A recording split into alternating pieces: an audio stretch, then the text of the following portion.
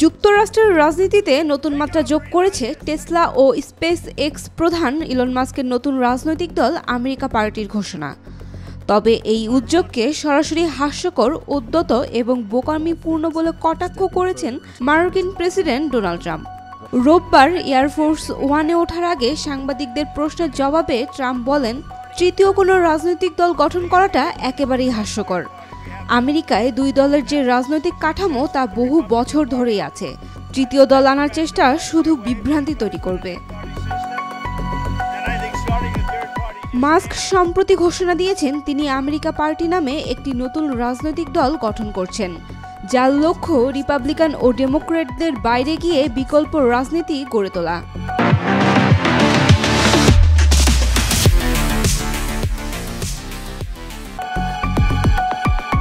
এক সময় ট্রাম্প ও মাস্ক ছিলেন ঘনিষ্ঠ সহযোগী।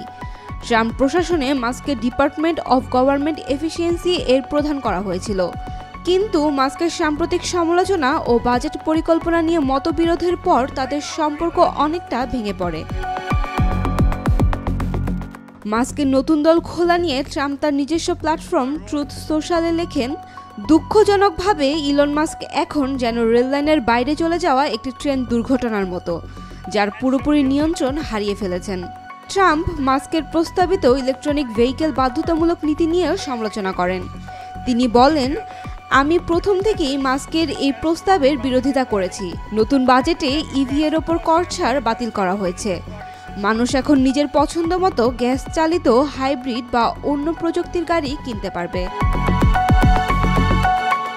চলতি মাসের 4 জুলাই স্বাক্ষরিত নতুন বাজেটে সীমান্ত নিরাপত্তা, প্রতিরক্ষা এবং জ্বালানি খাতে ব্যয় বাড়ানো হয়েছে, কিন্তু স্বাস্থ্য ও খাদ্য সহায়তা খাতে ব্যাপক কাটছাঁট করা হয়েছে, যা নিয়ে মাস্ক প্রকাশ্যে সমালোচনা করেন।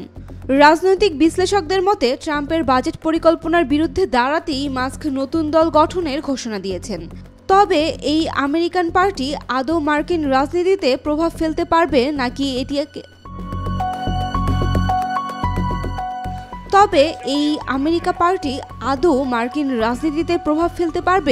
নাকি এটি কেবল মাস্কের আরেকটি ব্যর্থ উচ্চাকাঙ্ক্ষা হয়ে থাকবে, তা সময়ই বলে দেবে। Saima Akter, Daily Sun. For more updates, follow us on Facebook, subscribe our YouTube channel, get the latest update on www.daily-sun.com.